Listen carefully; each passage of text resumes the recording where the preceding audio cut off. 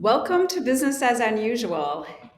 This is the live stream where we are discussing the pressing issues and emerging trends that are shaping our business landscapes. So, we're going to get started in a few minutes. And please enter your questions in the chat. We would love to have this be a great interactive session today.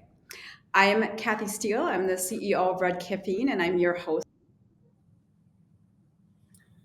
She's the host of Business as Yeah. Unusual. Yeah. And for those of you unfamiliar with Red Caffeine, we are a growth consultancy, and we build and execute growth plans for ambitious mid-market organizations. So that means we're launching products, we are doing branding initiatives, we just recently completed an acquisition integration, e-commerce website, so like all kinds of cool things, but everything we do relies on helping wrap around a revenue generation system. So when I think about revenue generation systems, they require process, they require tools, they require technology, and they require people. So that's what we're going to talk a lot about today. So we're in quite a paradox. We're in a time where we do have a lot of tools and technology. But it is becoming more and more complex to sell today. And despite all of these tools that we have at our fingertips, there's still some core principles that you need as salespeople. That human connection, that curiosity, that listening, all of those types of things are going to be some of the things we talk about in terms of kind of combining these modern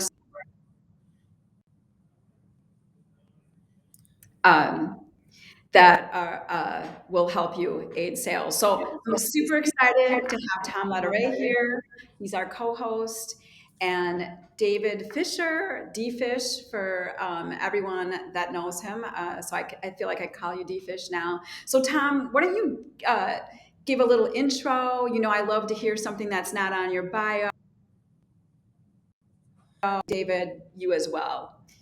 So I'm Tom Lederay with M3 Learning. At M3 Learning, we do sales coaching, sales leadership consulting for organizations in all spaces. We're in an interesting time, like Kathy's talking about in sales.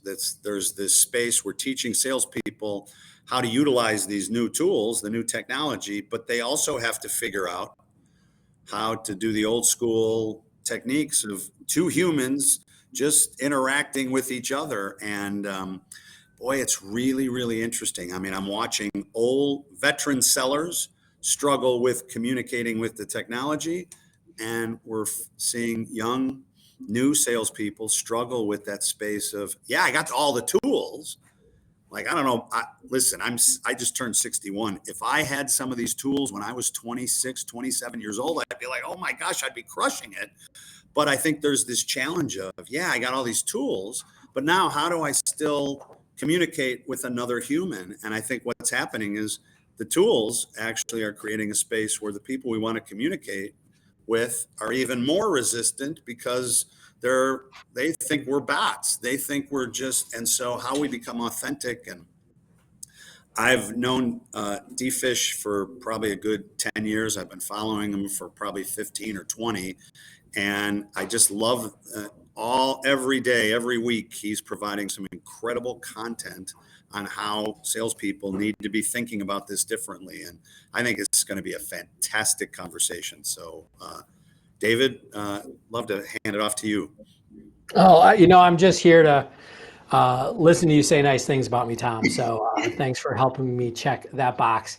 Everybody, thanks for joining us. My name is David Fisher. I played in a band for a long time. It's where I picked up the nickname D-Fish, and it's kind of stuck. So feel free to use it. Call me D, call me D-Fish, David.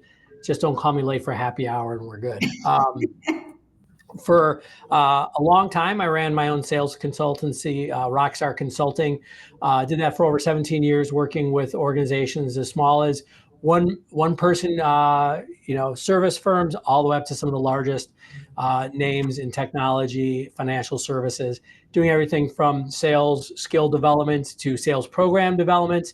was an early adopter of using tools like LinkedIn for the sales process. In fact, I ran my first training on how to sell using LinkedIn back in 2008. So I've been doing it for a little while. And currently, I did go in-house a few years ago. I run the Global Social Selling Program for SaaS, not SaaS, but SaaS. We're a large data and AI company. So I help to lead our global sales force in using these tools to engage with our customers and make business happen. The same thing I think all of us are working on a daily basis. All right. So that's Well, me. I didn't hear a nugget, a personal nugget, Tom, but I do know you've been called out recently for your hair. So, let's just give a short round of I was applause. voted in my golf league. I was voted best hair of the golf league. So that's exciting. I love it. I Nice. totally love it. So I think, from where we all sit, we all, Tom and I work with an array of clients, struggling with sales. David, you have, a massive team that you're coaching. I think so. With that in mind, what are you seeing right now? What are some of the biggest trends? What are some of the biggest challenges that organizations are being faced with? Why don't you kick us off? It's a small question, right? Go for it, Tom. You first. Well, I'll tell you. So I'm actually on site at a client right now, SWS Equipment. They're a fantastic organization in Spokane, Washington, and I'll show you the group. We got a great group of sales professionals here, and we just started this morning off with a conversation that, the good news is these guys have over 100 years of experience in the industry with the company. The bad news is that they have over 100 years of experience, and so what got them to this point might not necessarily get them to the next point. And these guys are calling on municipalities that are literally struggling. One of the questions we ask is, tell me who are the top. They'll have 50 or 60 companies that will call on a municipality at any time. And if you ask the question, tell me who are the top 5 vendors that call on you, that bring value to you, that actually change the way you do business. Most municipalities, most customers will struggle telling you who 5 people are. They might be able to tell you 1 or 2, but by the time they get to number 3, 4, 5, it's a big struggle. And so, the challenge for us we're seeing is, how as a salesperson do I add value to my customer? And that's outside of technology and everything, but that's part of where it's really got to be grounded is, how do I utilize technology and my skills to actually provide value to customers? Yeah, I love it. Great answer. David, what are you seeing? Oh, I jokingly said it's a small question. Obviously, it's a massive question. And I'll actually piggyback on what Tom mentioned there, this idea of value and bringing value in a sales relationship. There are so many things that have changed, and yet so many things that have stayed the same, right? In how we interact with our prospects, our customers. I do think one of the biggest shifts in the digital concept, or what digital has done for us, is it's made information a commodity. And for those of us who have some gray hairs and have been selling for a long time, if you go back to the 70s, 80s, 90s, even before that, a salesperson's value add was information, right? Actually showing up with this year's brochure was valuable, right? We think We get about it real from the estate. salesperson. That's the only person who had it, right? It's the only person who had it. In the real estate business, back in the day before MLS and Zillow and all these things, the real estate agents literally were the only ones who knew what was for sale. They could bring that value. If you try to sell like that these days, you are screwed, because everybody's got all the information they could possibly want in their phone, right? Accessible at any moment. So the transition that I'm seeing successful sellers make is this idea of value provision.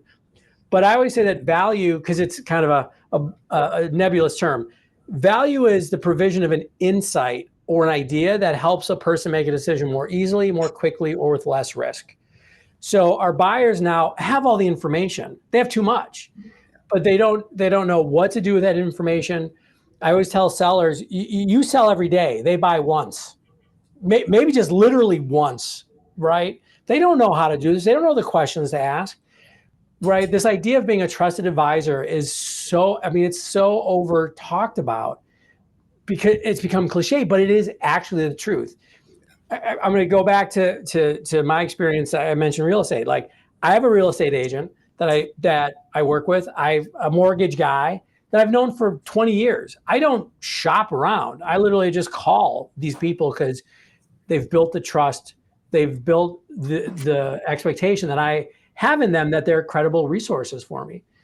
And I do think that put all the technology on top of it, that's great. But at its core, we still have to find ways to build that bridge of trust and then continually provide the value that Tom was talking about.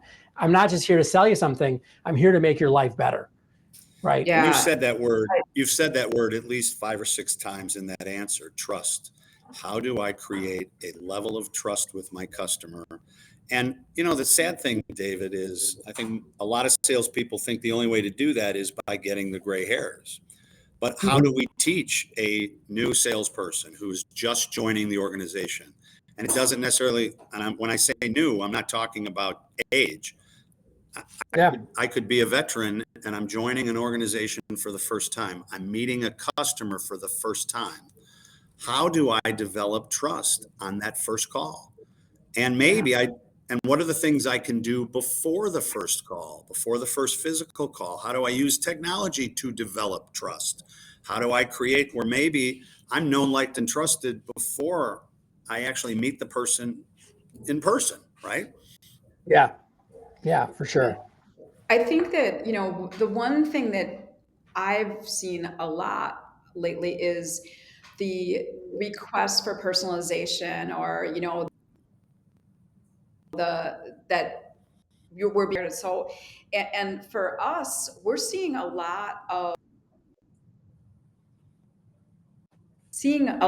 clients come with an ask that is very customized, and then we're having to react with doing sort of a little bit of spec work in advance of winning a business. It's just a piece. We've done it before. We can show you how we did it for somebody else. They want to see how we're going to think about their business problem and provide some early thinking about a solution that they should be entertaining. So, I think, we're all sort of saying the same thing. It's just, there's a lot more required in that trust building part of the equation earlier in the sales conversations than I think, even a couple years ago, we were being asked for. So, Kathy brings up, David, I'd love to ask you this question because Kathy brings up a great point. I think a lot of times what we see is the customer pushes us to education. The first conversation is, hey, I need to do this. How can you help me do this? Or I'm doing this with this competitor. How are you better, different? And how are you seeing today's salespeople not necessarily answer that question and go into, show up and throw up, but how do they actually do the discovery that's needed to build trust? How do you see salespeople doing that today? Yeah, I mean, there's a couple things you can do. I don't actually think the personalization piece, Kathy, that you're talking about, I think that is overhyped. And what I mean by that is it's an easy thing for companies to sell a tool that I can personalize. And so I don't want to discount the value of it, but what we're really talking about is relevance, not personalization, right? Because personalization, and somebody can go, well, I'm going to personalize the outreach email, which is just scraping something from LinkedIn and putting it in there, and that's personalized. I don't care if something's personalized to me. I care if it's relevant to me. And so, Tom, that gets to that idea of how do you do that the pre-work to make sure you can establish that trust right away. I think part of it, and this is the unsexy answer, is you actually have to put a little effort in up front.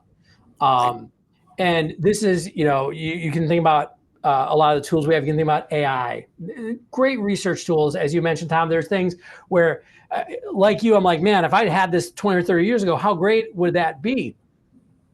But you have to use that to actually have an informed point of view when you have a conversation with a customer, right? Kathy, you have to be able to say, like, the customer's like, well, we want this, this, and this, to be able to say, like, okay, we'll do with that. But by the way, why are you asking me for this? Because you actually don't need that. It sounds to me like you're trying to answer this question. By the way, in some of my research, I was able to uncover that you have this other problem. And I've worked with other customers that have that same problem. Is this actually what's going on? Right. And you start to have that conversation. It's like when you go to a doctor and you're like complaining about your like elbow, and then they ask you about something totally different. And you're like, why? But the problem's here. And they're like, it's all connected. And the whole point of what is that knowledge that the doctor has, you're going to that person saying, I want you to be able to say, yeah, you think it's this, but it's this other thing. And again, that insight, that perspective is hard to find. I can go on webmd.com and be like, I have a problem with my elbow. What's going on? So Tom, I mean, it is being able to show up with an informed perspective, which gives you that confidence to not only say, yes, I can do that for you, but also, no, I don't think that's what you want. Help me understand this a little bit more. And also what I'm hearing, David, from you is that confidence to be able to come in and ask the question, why? That space of, okay, why did you ask for this solution and not this? Why are you going down this path? Help me understand where you are. I don't want to, a doctor wouldn't prescribe medication until they do a better, deeper discovery, right? Yeah, I hope that we've all been in a situation where we've said, you probably won't be successful doing something, and helped a client see through that what they think is going to be the right solution, and it's really not a great match for their business, or it's really not a market problem that needs solved. And you're like, Frank, like, I can't take your money in good conscience because I don't think you're going to be successful with this. And so, there's been many times where I just don't want to like sign up for failure. So I'm just going to say, no, I can't do this particular thing you want me to do, because I just don't believe it's going to be successful. So you guys, we talked a little bit about tech throughout this, first couple of questions. My gosh, there's just so much out there. There's so many tools. I don't know what you guys find, but when we get, into a relationship with a client, a lot of times there's either very little, like they are still working on spreadsheets, or there is just every kind of tool in the toolbox and nobody is using any of them. They're like, none of these things work. Like, so talk a little bit about, technology infrastructure and some of the things that you're feeling like are great tools. What are you all seeing here? Yeah, one thing that I've always talked to people about, and this is not just a sales approach, but really just a process approach, is the order of mindset, skill set, tool set. And the reason I always start with that is I say, what's the mindset, or what are you trying? Tom, you used this word earlier. Why? Why are you doing this? What is the goal? What is the workflow that you're trying to create? Then you can look at the skills that are going to be necessary to accomplish those goals. And then you can look at the tools, right? It's the same thing like people, process, technology, however you want to phrase it. But what I've often seen is in organization after organization is they've got them completely backward, where they start with the tool and they go, we bought this new tool because we believe their marketing copy. Right. And so this is, whether it's a CRM or whatever it is, AI is a big one right now. Well, we bought the tool. So now, so now everything's perfect. Right. I get asked a lot, like, what's the perfect tool stack, your tech stack? Like, what do you need? I don't think there is one.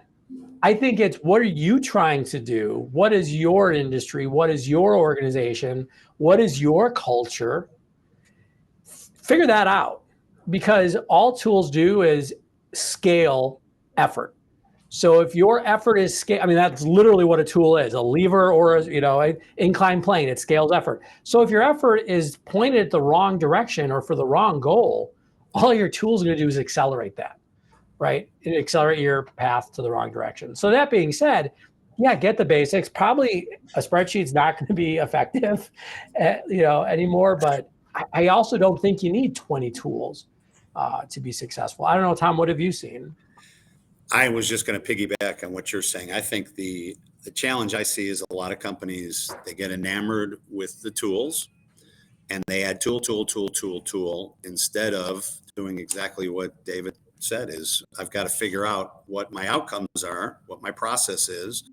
Maybe I just, listen, I experienced it the first time we tried to implement CRM 15 or 20 years ago. I remember we were so enamored, we wanted that tool to do everything. And our salespeople were, whoa, hold on. And so we reintroduced it 6 months later. And we said, listen, we just want you to do 3 things. Just enter notes, enter your contacts, and make sure we have an updated database. And then the people who were really good at it developed it, created even more. And the people who were struggling got better at it. And I think the challenge is you've got to meet your people. And what I love about what you're saying about mindset is just because my mindset is great doesn't mean that my people's mindset is there, or my customer's mindset is there. We've got to be really thoughtful about how each of our individual people, our individual customers are reacting to this, and you can't blanket it across the board. Yeah. Yeah, Well, absolutely. I just saw like internal communication right before I hopped on this today, where they were talking about just that same thing. Like, there's so many tools we're evaluating for this client. Like, what problems are we really trying to solve? And then let's introduce tool sets to solve problems, not introduce tools and then figure out what problems we want to solve with them. I had an issue last week. I'm training a team of really good salespeople. And we're talking about making LinkedIn connection requests. So that's what, David, 300 characters, right? And so a really good salesperson says, well, I'll tell you what I'm going to do. I'm going to throw that into ChatGPT. I'll see if ChatGPT is going to give me this. And I'm like, stop it. Write it. Tell me what you want to say right now. And I was like, stop. We don't need a tool to write a 300 character email introduction, right? Can't you do that? Before you ask the tool to do it, can you do it? What's the purpose of it? Why?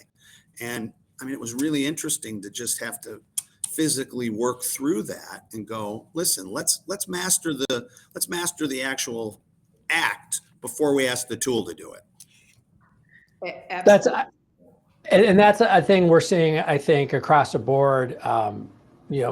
Let's throw out there, like AI in the last 3 years. By the way, such an amazingly powerful tool. And I kind of feel you have to say that. So everyone's like, oh, you hate technology. I'm like, no, it's awesome. There's Sales Navigator has some on LinkedIn has some incredible functionality that, to your point earlier, Tom, you could do some pre-work in seconds, right? But if you actually don't know how to do the thing first, the technology, that's what I was saying. Like, if you don't know the end goal, all you're going to do is get to a bad place faster. Yeah. And, with any tool, by the way, we as salespeople, we as sales organizations, we just as organizations over the last 20 years, we're starting to see the hangover happening. We have been told that tools will solve every single problem we have, right? For those of you who are old enough will remember when email itself was going to come in and revolutionize things. Does anyone remember the paperless office that was going to happen? As I'm surrounded by paper. Like, the suggestion I make to anybody who's listening to this about like what is the perfect killer app right now, there is none. But look at what you're doing right now that you're doing well and it's working, and go, what is a tool that I could put into this process that would save me 10% of my time, that would get me a 10% return Don't believe the hype. I'm absolutely an AI skeptic. I'm a technology skeptic, and I do this every day, not because it's bad, but I know if I'm skeptical, I'll get rid of the fluff and I will uncover what is actually the nut that is going to help me. And so if you're feeling like overwhelmed by all these tools, I get it. Pick one and then try it for 3 months or 6 months and go, wait, this, again, I'm a fan of Sales Navigator, so I'll use that as an example. Use it and learn it and really use it, and then go, hey, is this helping? And if it is, keep doing it. And if not, Yeah. So pick where something are else. you seeing Sales Navigator? Because I love the idea of that. I've been kind of preaching that internally too about like we have so many tools. Let's go inches, further with some of the tools that we have before we add something new to the stack. So where are you seeing some success with Sales Navigator? Can you talk about a few scenarios? Oh, yeah. Yeah. So I think um, the digital space. So, Tom, going back to something you mentioned before, this idea of how do we make sure we show up with the trust, with the experience. I wrote a book a couple of years ago called Hyper Connected Selling, where I talked about being a sales Sherpa. That was like my concept, like you got to be the guide. And a lot of that was about building up your credibility and trust before you ask for something, right? So we look at tools like LinkedIn, Sales Navigator. They're a way to really broaden our reach and kind of our reputation well beyond just the people we can talk to on a moment-to-moment basis. So when you look at a tool like then Sales Navigator, which allows us to go really deep into finding the right people, finding out what's going on with those people, LinkedIn has added a lot of AI functionality within the last 18 months because they're owned by Microsoft. Microsoft wrote some really big checks to OpenAI. So then they're like, we better figure out ways to make this pay off.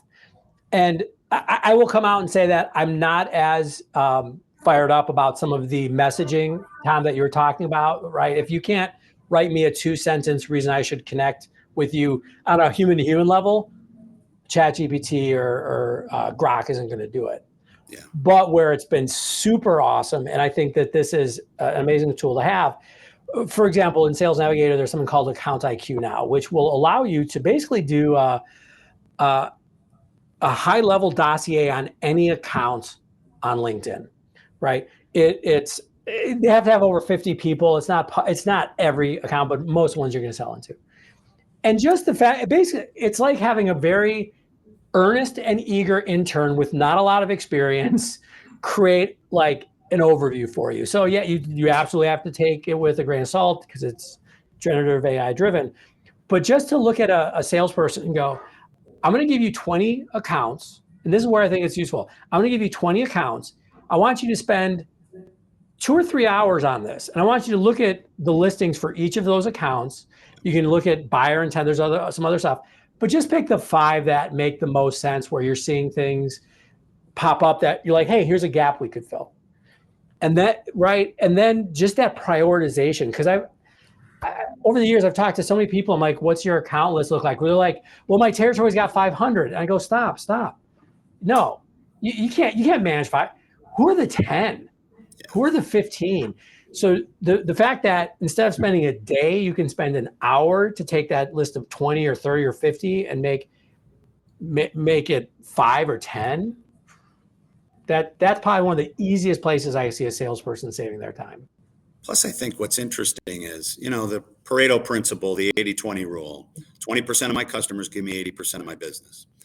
Yeah. One of the biggest challenges I see with a lot of sales organizations and salespeople is we're so worried about the breadth that, like you said, David, we don't focus on that upper 10%. And sometimes if we dove deeper into our best accounts, we might actually find leverage in different departments. We might find leverage in different relationships. And before you know it, we grow our sales another 30, 40, 50, 60% with existing accounts. When I was a new salesperson, the Miller Heiman Blue Sheet was a big deal. Yeah. That's how you would figure out how you would navigate inside of a company. And it could take you months to fill out the Miller Heiman Blue Sheet. Now you literally can fill that out in an hour. with some research, you can have a really good idea of how you can navigate through that in a way you couldn't do that 10 years ago. Yeah, I mean, same. I think the research aspects of AI, it's getting so much better. I mean, pretty early adopter, love playing, with variations, love challenging myself to get more out of it. So, but I'm blown away by how much of a time saver it is for, especially if you're going after a larger enterprise piece of business, because there's so much publicly available information Yep. out there. And then to be able to parse it down to what you need, quickly, I think those are just some things that used to just take 4 and 5 hours of research that are only taking an hour. Now, fact checking is important, but like I was like going to meet with somebody and I was using AI early on, and I'm like, oh, that's so interesting that their CEO's name is John Doe. And then I was like, is their CEO named John Doe? And I then fact check it, and I thought, oh, I'd totally make an ass out of myself in the meeting if I would have said, hey, So, what's Mr. John Doe. Doe? So yeah, so you definitely have those little bloopers and problems with AI, but overall, I think it's just really, really additive in terms of getting time back in the research process. Yeah, I'm chuckling because I remember going to the library to do research early in my sales career. But literally, you'd have to go to the library because they'd have the subscriptions to the trade magazines you wanted to read. So I'm going to flip this though. So I want to go back to take it back to what Tom was saying. So we're talking about tools and technology, this time savings that AI gives us. And what's really interesting is I've just noticed that there's a lot of talk about the time savings, the efficiencies that AI can drive. 100% agree. There's not as much talk about the effectiveness improvement. And like, oh, this is going to help you close more. Because what I think it actually really gets to is, Tom, something I'm sure you run into a lot. Having this background information is still it's going to become table stakes. Like if a tool or the information that you have access to through that tool is your differentiator, you don't have a differentiator because anybody else can pony up for that tool. It's what you do with it. Yep. Right. So what I really think is going to be the differentiator. We've also, again, I think over the last 20 years, we've had such an ability in sales to do outreach at scale with minimal cost, right? If you think about how we used to go back 40 years, if you wanted to send a newsletter, you literally sent a newsletter in the mail. I remember my dad was a president of an organization, being a kid, and he wanted to get the bulk rate. So we were all kids separating by zip code. I mean, that's why, again, in the early 2000s, it was like, wait, we push a button and 1,000 people get this? Yeah. But we've become inured to that as buyers. I don't open up cold outreach. You can't get a hold of me that way. And I'm not even that high up in the organization. I'm just busy and I got 2 little kids and, stuff going on. So if you're just I'm going to do more, that way madness lies.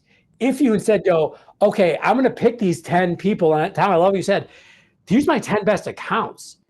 How do I get deeper in those? Or if here's my 10 accounts, I just need 2 more exactly like this. Let me do the work up front and get in deeper with a couple prospects that are similar versus I'm going to email out another 10,000 people, probably, ruin my brand, definitely ruin my, personal brand, and hope something happens. We were talking in the group I'm with today, and I'll see this happen a lot with salespeople. We'll have a meeting at 10 o'clock with Jim. And, in today's world, people are changing jobs every 2 to 5 years. And so the salesperson walks past 15 people in the organization, meets with Jim, has one relationship, maybe 1 or 2 in the organization, but they're walking past maybe 8, 10 people who 5 years from now are going to be powerful people that are making decisions either inside that company or at a different company. Right. And our ability to use the tools today to create relationships, to create trust inside of the organizations we're working at. Instead of becoming single-threaded, we become multi-threaded inside that company. And I know everybody, it's almost become, cliche, well, you got to be multi-threaded, but we've all had that challenge where we've got one or two strong relationships, one person leaves, and we got to start everything over. And we're missing incredible opportunities to become to get higher, wider, and deeper inside of existing accounts. And I think that's probably one of the biggest places I would force a sales team to utilize technology is, 100%. am I getting everything that I can? And do I have the depth of relationship that I need? Yeah. I mean, think about LinkedIn specifically on this. It used to be that you could only maybe meet those new people if you went to the office and walked past their office or desk. The fact that you can say, okay, I know Tom and Kathy well, these are my champions, my points of contact, they're into it. I know there's other influencers, other stakeholders. There's a financial and probably a legal stakeholder as well. I always say there's the people that can say yes, and then there's the people that can say no, and you better know both of them. And the fact that with LinkedIn, just go there and go, okay, well, I know Tom and Kathy, but it looks like Susan's going to be important here, or based on her title, I think, Jill's going to be involved. Either I'm going to ask Tom or Kathy to introduce me, or I'm just going to reach out with a really quick connection request. Hey, I'm working with Tom and Kathy. This might not be relevant, but if something comes up, wanted to reach out and connect. And then the key is to let it sit there. Like, don't then go, Susan accepts. I'm like, great, can I have a meeting with you? Just be like, all right. But build that up. Susan, that's an old great school to be technique, connected. right? Oh, what an honor to be connected with you. I can't wait to learn more about you. And then who knows where that relationship's going to go. Yeah. Tom, so above and below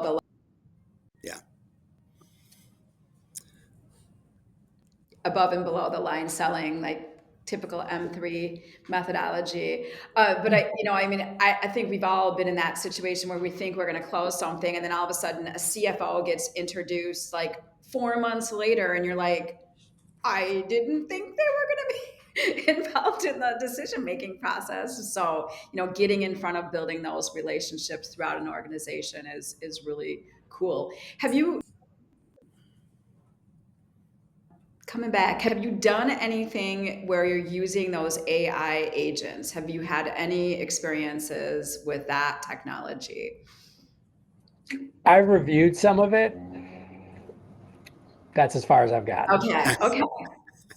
We've actually done some interesting things. We've been working with some folks who are helping us take our M3 methodology, incorporating it into M3, like a relationship igniter, something where you can actually do some of that work to actually go in and maybe have better outreach that then ties into how I create value, how I find the problem, and get it very specific inside the industry, get it specific inside of the title, all of that. And it's fascinating. The work that would take hours, all of a sudden we're doing in 10 or 15 minutes.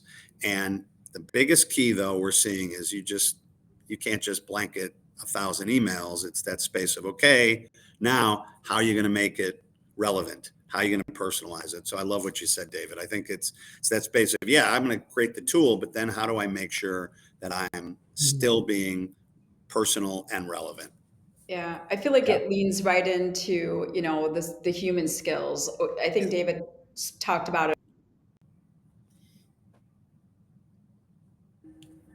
Just because you have a tool, you have to know what you're trying to do with the tool, and a tool's not going to do it for you. So, talk a little bit about some of those core foundational skills that are so important for sellers right now.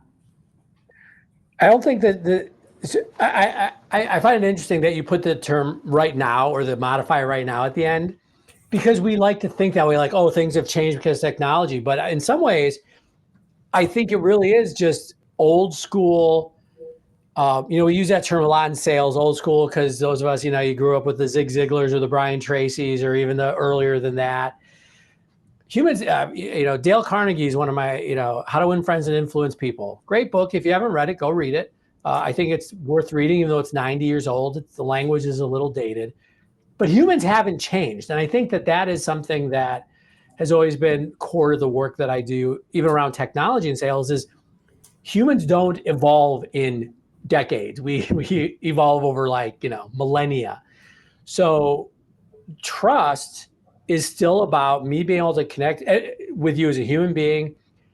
We have big brains not to do quadratic formulas. We have big brains for relationships. Like that's what most of our brains were evolved to do, is for us to connect, us to build trust. So I could know that Tom was going to help me find food and, protect me if the saber-toothed tiger came. And I say all this because let's not overcomplicate it. It's the same skills that help us in our personal lives. I always, when I train people on networking, I go, has anybody ever built a relationship? Does anybody have a friend? And yeah, okay, great. You know how to network. You've got those skills. We have to be intentional about them. But I mean, Tom, you're 9, but I mean, it's trust. It's, curiosity. It's, some confidence for sure.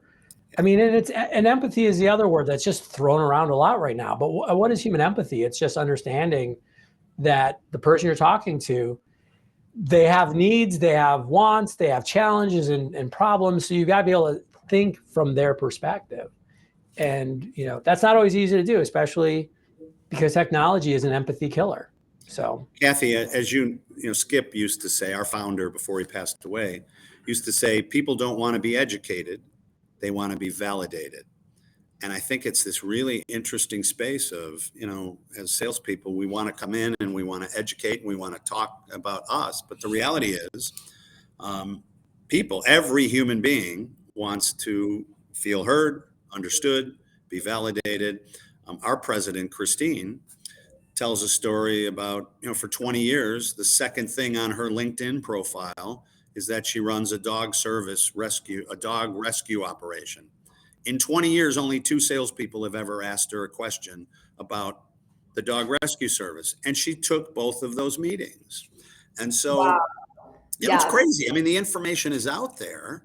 The tools are showing this, and we still have to teach people how to use those tools and why that's important, right? It's important because Christine wants to be validated about the decisions that she's made and what's important to her. Yeah, I mean, I think about experience too. I think when you're a younger seller, you don't quite all the tools that you have when you've faced a lot of crazy questions that you are not expecting in a conversation, or somebody, like I mentioned, a CFO walks in the room that you weren't expected far along in the sales process. So what else can you arm newer sellers with that won't have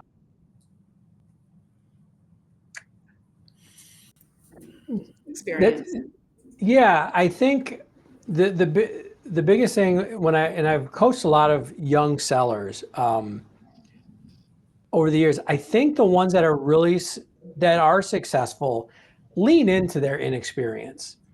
And what I mean by that is they don't pretend that they are knowledgeable, or that, I mean, not that extreme. They don't pretend to be experts, right? They can be knowledgeable, but they're not trying to say, hey, I've got, 50 years of experience. But the ones who show up and they're like, hey, I am, in this role a little newer, but if I can't find the answer, I'll find the answer.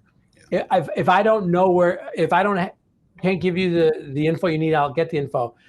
But they're the ones who also show up on a very human level, that curiosity, that validation that Tom's talking about. And I've worked with very successful younger sellers who don't have the years and years of experience, but they're often the ones that are like sponges, right? And they're not pretending to be anything they're not, but they're willing to work hard. They're putting in the enthusiasm.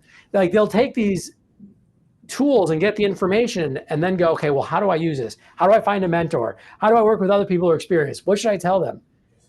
That's what I've seen, is like you don't have to pretend you know everything, but you really have to over-index on that human side.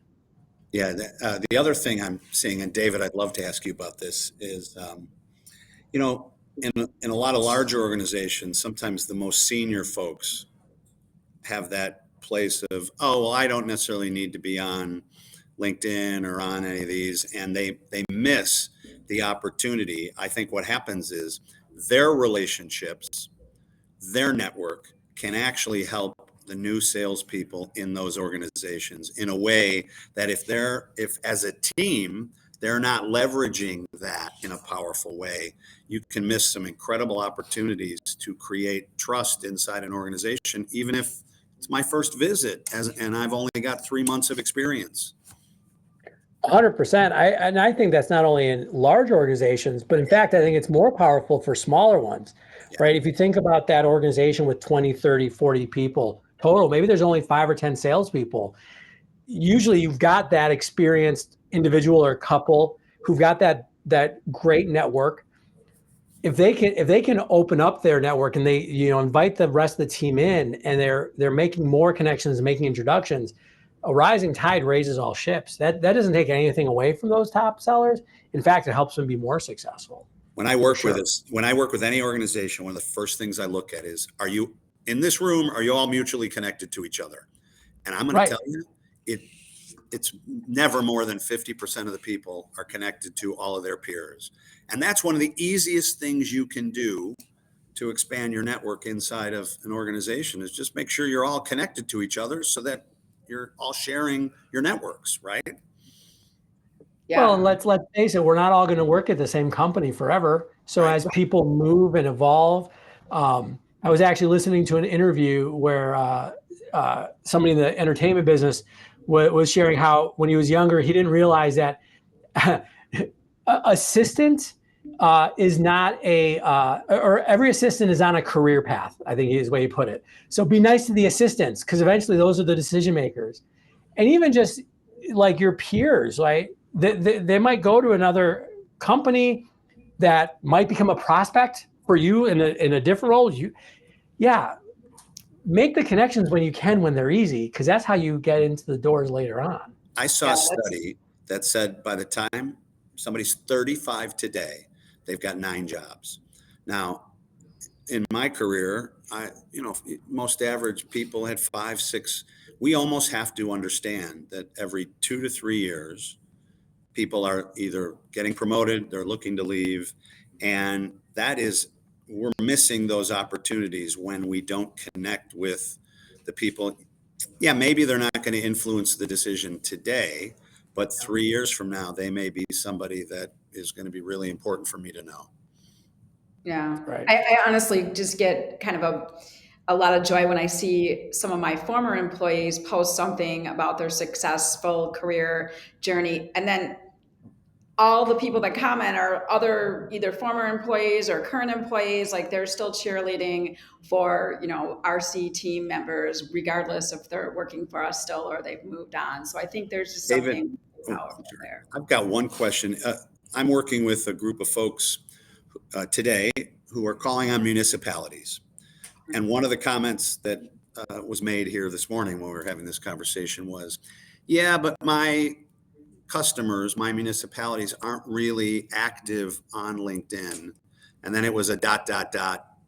today. What would be the advice that you would give a group like this that is, trying to see, okay, do I need to look into the future? What would that look like? Is there an opportunity for me? What would you say, David? Yeah, I think the first thing to remember is that no, not everybody is active on LinkedIn, regardless of industry. I think it's often a mistake to think that we can only use a chat channel if it's a universal channel, right? Meaning, oh, everybody does this one. We're in too fragmented a world communication channel wise to just expect that. Again, like if you text me and I don't know you, you'll never, like, I don't respond. But if you email me, like, I'll at least see it, right? Because I use email. That's just me personally.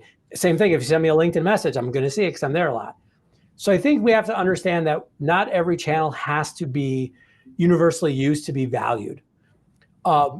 Even if it's only 10 or 20% of their market or their customers, those contacts are there, that I think there's value in that today. I think the other thing, especially with LinkedIn, you actually don't know how much activity your prospects are involved with on channels.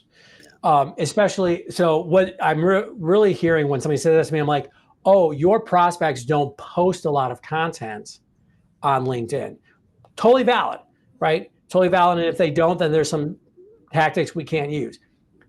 But they have a LinkedIn account, like there's a 1.1 billion, and most people just go and lurk, right? And they do scroll through. So, hey, if they're not as active, they only got 200 connections, man, you better be one of them, because when they do go to LinkedIn, there's a good chance they'll see your post, right? Again, Plus, there's for so many the times people will come to me and they'll go, I see your post all the time. And I'll go, you've never liked it. You've never no, commented. How? I don't even know you see it. And they're like, oh, I see you all the time. I follow you. And I'm like, wait a minute. Yeah. I'm very active on LinkedIn.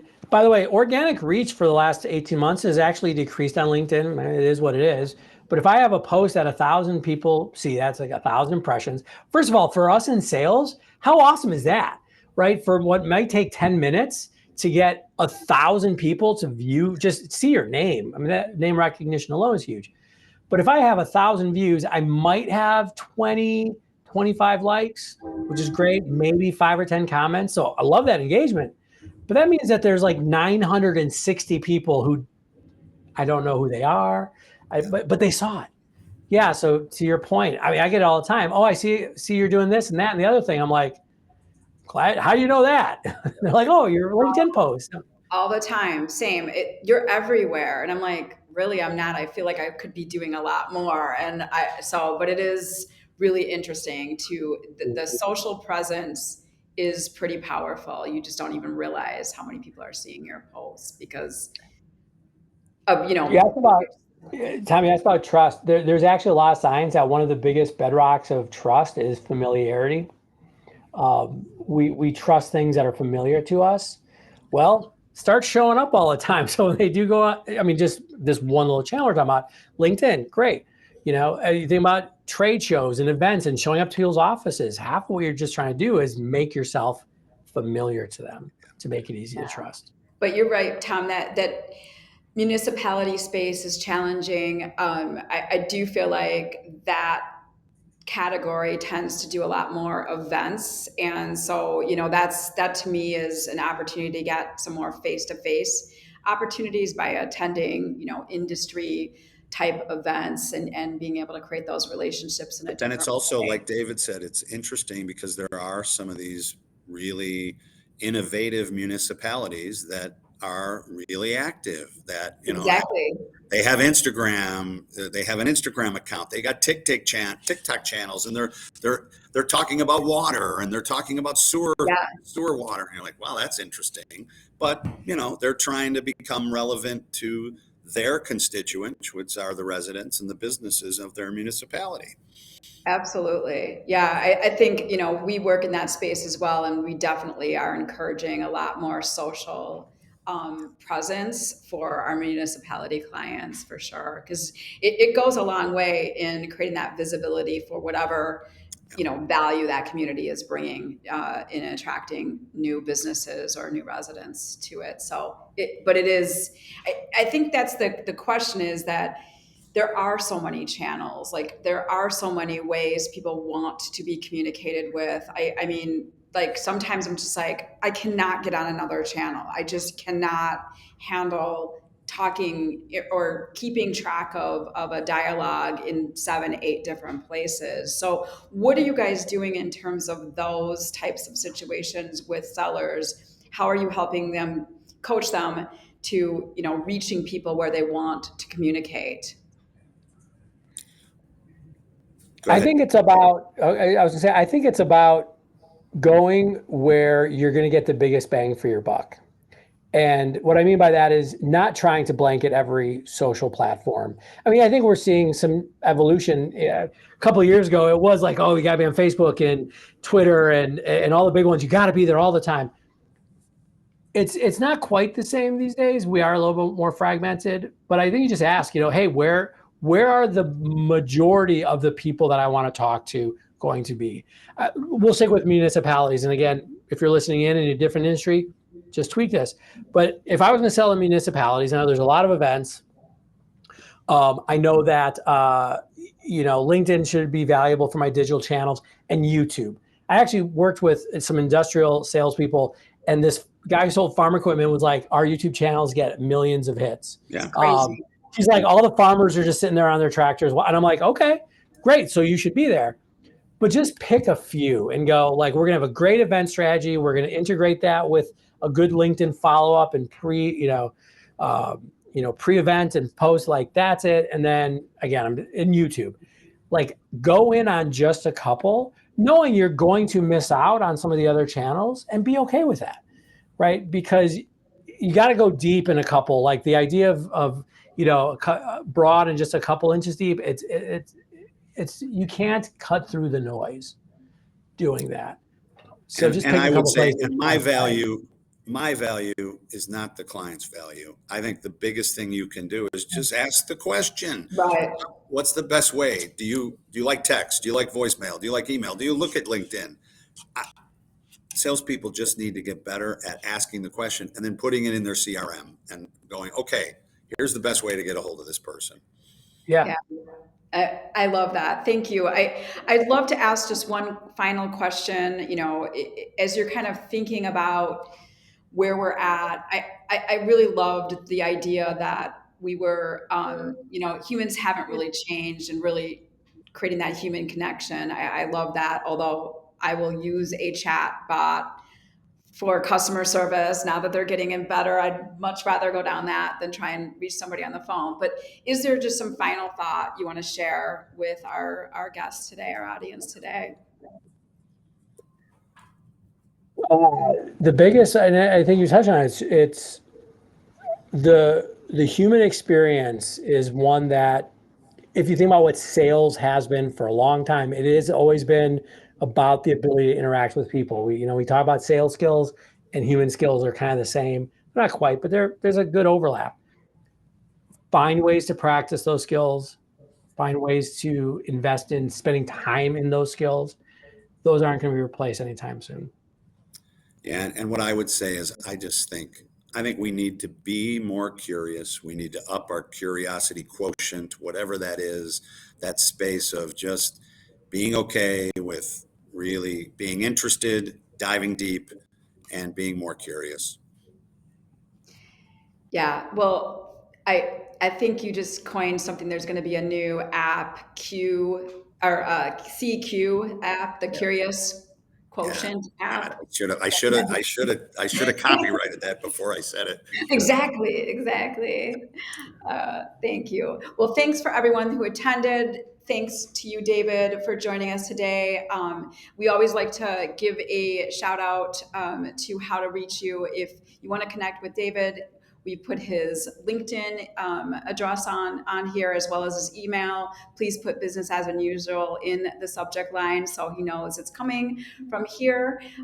And then I'm going to say, if you are a salesperson and you are not connected to D-Fish and you are not following his content, you are missing out. 3-4 times a week, there is incredible content that he is just sharing. And what if there was a free tool, by the way, that would fill your brain with some great information? So you need to be connected to David. Great plug. Thank you. And then obviously want to thank you, Tom, and M3. We love our partnership with you, as well as HR Source. You guys just, it's just great to collaborate on bringing great content to business people, salespeople, and C-suite leaders. We want to give a little bit of a shout out to our next event that's coming up in July. We are keeping on the sales conversations. We're going to have two of our team talking about the revenue reset. We're going to lean in to some of the insights that you can glean from your CRM, really using those kinds of data points to improve your sales process, catch opportunities to mature your funnel or move your funnel along a little bit better. I think we all have these great technologies, and we're going to talk a lot about how to use these technologies to improve your sales strategies. that's coming up on July 10th. And with that, I want to, thank you guys both again for joining me, Tom and David. It was a great conversation. I'm sure we could have gone on and on. There's just so much to talk about here, but I appreciate you joining us today. And, for our audience, keep challenging the usual, and we'll see you in July. See you guys.